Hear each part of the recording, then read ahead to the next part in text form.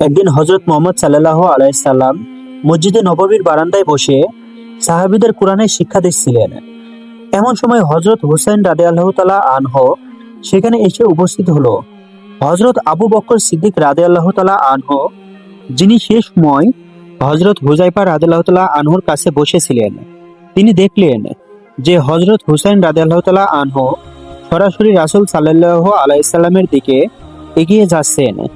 আবু বকর সিদ্দিক রাদিয়াল্লাহু তাআলা আনহু হুযায়ফা রাদিয়াল্লাহু তাআলা আনহুকে লক্ষ্য করে বললেন, হে হুযায়ফা, যদি হুসাইন এখন তার নানার কাছে পৌঁছে যায় তাহলে আল্লাহর রাসূল তার দিকে মনোযোগ দিবেন এবং তার সাথে খেলতে শুরু করবেন। এতে আমরা সবাই রাসূল সাল্লাল্লাহু আলাইহি সাল্লামের বরকতময় কথা এবং কোরআনের শিক্ষা থেকে বঞ্চিত হব। তাই তিনি হুযায়ফা রাদিয়াল্লাহু তাআলা আনহুকে অনুরোধ করে বললেন হুসাইনকে থামানোর জন্য। তখন হুযায়ফা রাদিয়াল্লাহু তাআলা আনহু হুসাইনকে কোলে তুলে নিয়ে আদর করে বললেন, বেটা বেটা হুসাইন, তোমার নানা এখন খুব ব্যস্ত, তিনি আমাদের গুরুত্বপূর্ণ শিক্ষা দিচ্ছেন। তুমি এখন বাড়ি চলে যাও, পরে তোমার নানার সাথে দেখা করে নিও।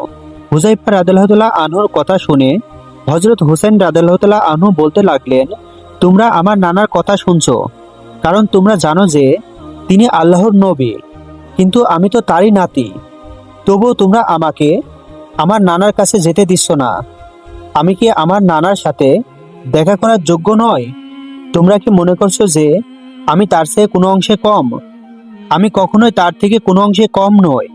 হুসেন রাদিয়াল্লাহু তাআলা আনহুর এই কথাগুলো হযরত আলী রাদিয়াল্লাহু তাআলা আনহুর কানে পৌঁছালো।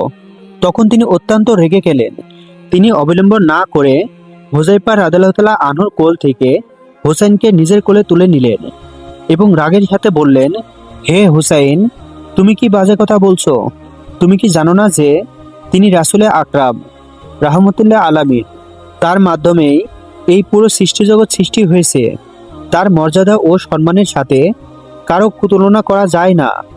আর তুমি আমার সন্তান হয়ে রাসূল সাল্লাল্লাহু আলাইহি সাল্লামের সম্মানে এমন বেয়াদবিমূলক কথা বলছো? হযরত আলী রাদিয়াল্লাহু তাআলা আনহুর এই কঠোর কথাগুলো শুনে হুসেন রাদিয়াল্লাহু তাআলা আনহু আরো কিছু বলতে চাইলেন, কিন্তু হযরত আলী রাদিয়াল্লাহু তাআলা আনহু তাকে আর সুযোগ দিলেন না।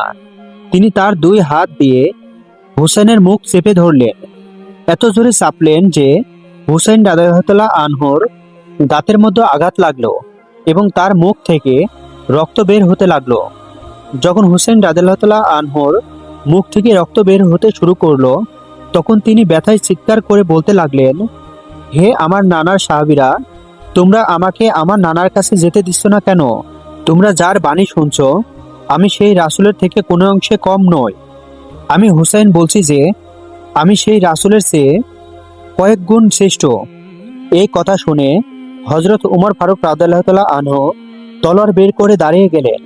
তিনি হযরত আলী রাদিয়াল্লাহু তাআলা আনহুকে উদ্দেশ্য করে বললেন, হে আলী, তোমার ছেলে হুসাইন রাসূলের সম্মানে বেয়াদবিমূলক কথা কিভাবে বলছে?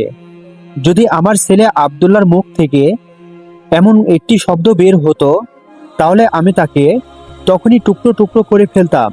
হযরত উমর ফারুক রাদিয়াল্লাহু তাআলা আনহুর মুখে এই কথা শুনে হযরত আলী রাদিয়াল্লাহু তাআলা আনহু হুসাইনকে নিয়ে মসজিদে নববী থেকে বের হতে লাগলেন। ঠিক এমন সময় অন্য দিক থেকে রাসূলে আকরাম সাল্লাল্লাহু আলাইহি সাল্লামের সুমধুর কণ্ঠস্বর ভেসে আসলো, হে আলী, আমার কলিজার টুকরা, আমার নাতিকে আমার কাছে আসতে দাও।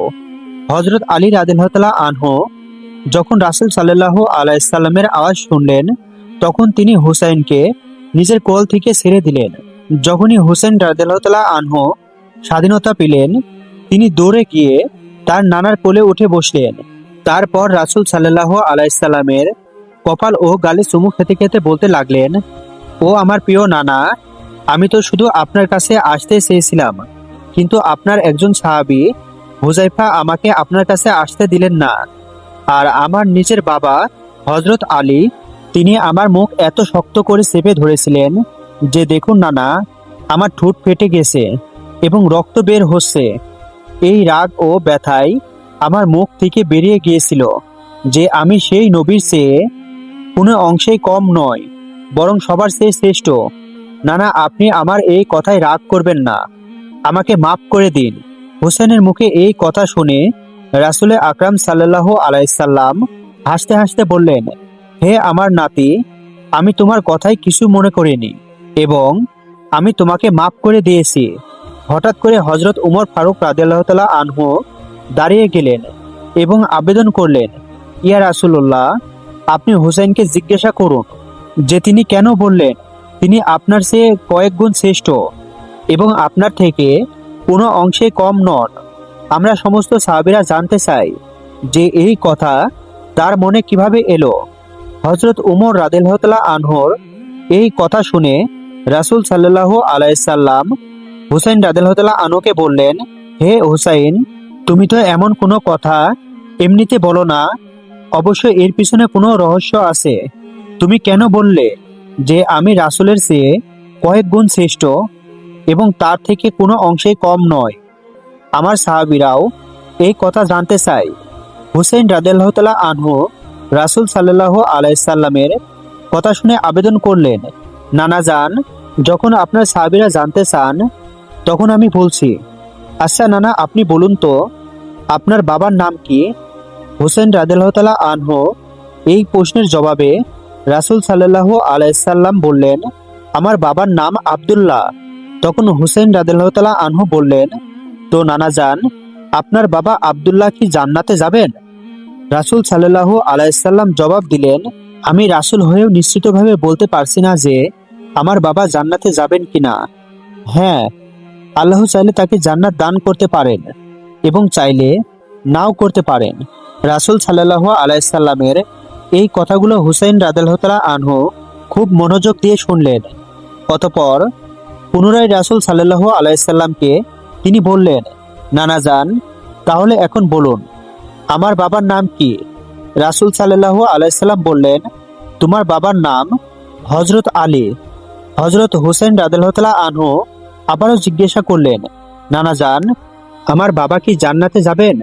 রাসূল সাল্লাল্লাহু আলাইহি সাল্লাম বললেন, হ্যাঁ, তোমার বাবা অবশ্যই জান্নাতে যাবেন। তোমার বাবা দুনিয়াতে থেকেই জান্নাতের সুসংবাদ পেয়েছেন। তিনি আশারায়ে মুবাশশারায় অন্তর্ভুক্ত হয়েছেন। তারপর ছোট হুসেন রাদিয়াল্লাহু তাআলা আনহু পুনরায় জিজ্ঞাসা করলেন, ও আমার নানা, আপনি আপনার সাহাবীদের জিজ্ঞাসা করুন, আল্লাহর কাছে আপনার বাবা আব্দুল্লাহ বেশি মূল্যবান না আমার বাবা হযরত আলী রাদিয়াল্লাহু তাআলা আনহু? হুসাইনের মুখে এই কথা শুনে রাহমাতুল্লিল আলামিন সারওয়ারে কায়নাত হযরত মুহাম্মদ সাল্লাল্লাহু আলাইহি সাল্লামের চোখ থেকে মুক্তার মতো অশ্রু ঝরতে লাগলো। রাসূল সাল্লাল্লাহু আলাইহি সাল্লাম তার সাহাবীদেরকে বললেন, হে আমার সাহাবীরা, তোমরা শোনো, আমার বাবা আব্দুল্লাহ জান্নাতে যাবেন কিনা এর জামিন আমি রাসূল হয়েও দিতে পারি না, কিন্তু হুসাইনের বাবা আলী দুনিয়াতে থেকেই জান্নাতের অনুমতি পেয়ে গেছেন। হুসাইনের বাবাকে আল্লাহ রাব্বুল আলামিন কাফেরদের জন্য সিংহ বানিয়ে পাঠিয়েছেন এবং তার জন্য আল্লাহর রাসূল এই কথাগুলো বলেছেন যে তার উপাধি হলো আসাদুল্লাহ গালিব। নিঃসন্দেহে আমার বাবা আব্দুল্লাহর চেয়ে হুসাইনের বাবা হযরত আলী রাদিয়াল্লাহু তাআলা আনহুর মর্যাদা ও সম্মান আল্লাহ রাব্বুল আলামিনের কাছে অনেক গুণ বেশি। সেই সময় হযরত হুসাইন রাদিয়াল্লাহু তাআলা আনহু আবারও আবেদন করলেন, নানা যান, এখন বলুন তো আপনার মায়ের নাম কি? রাসূল সাল্লাল্লাহু আলাইহি সাল্লাম বললেন, আমার মায়ের নাম আমিনা।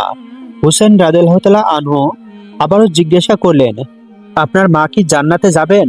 রাসূল সাল্লাল্লাহু আলাইহি সাল্লাম বললেন, আমার মা আমিনা জান্নাতে যাবেন কিনা এর নিশ্চয়তা আমি রাসূল হয়েও দিতে পারি না।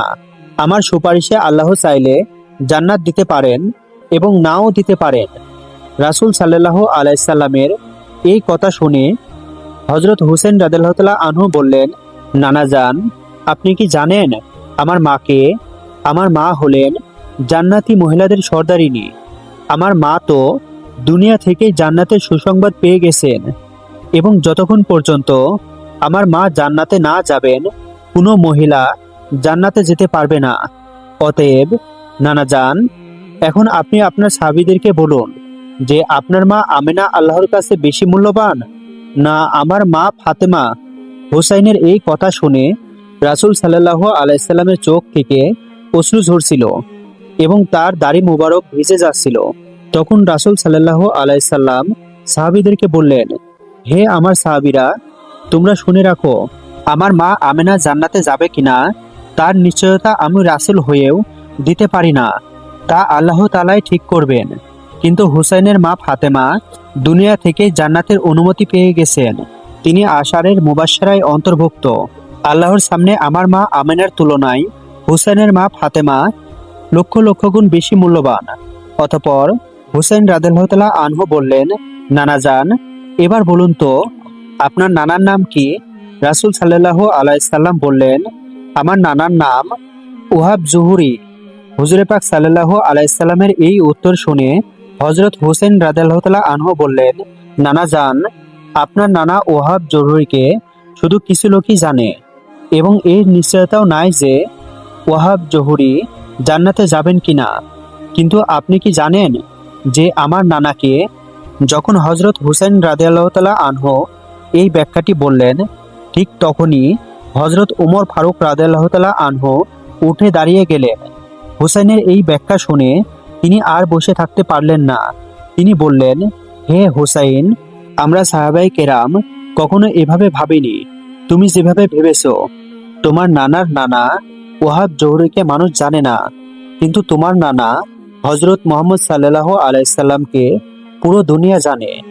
তোমার নানা রাহমাতুল্লাহ আলামিন পুরো সৃষ্টি জগতের জন্য রহমত হয়ে এসেছেন। যদি তোমার নানা না হতেন তাহলে এই পুরো দুনিয়াও সৃষ্টি হতো না। হে হুসাইন, আমি সাক্ষ্য দিচ্ছি যে তোমার নানার মর্যাদা ও সম্মান আল্লাহ রাব্বুল আলামিনের কাছে ওহাব জহিরের চেয়েও কোটি গুণ বেশি।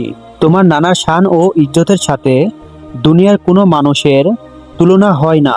হযরত উমর রাদিয়াল্লাহু তাআলা আনহুর এই কথা শুনে হযরত হুসাইন রাদিয়াল্লাহু তাআলা আনহু বললেন, ও আমার নানা, যদি বাবার দিক থেকে আমি শ্রেষ্ঠ হই, মায়ের দিক থেকেও আমি যদি শ্রেষ্ঠ হই এবং নানার দিক থেকেও যদি আমি শ্রেষ্ঠ হই, তাহলে আপনি কিভাবে আমার চেয়ে শ্রেষ্ঠ হলেন?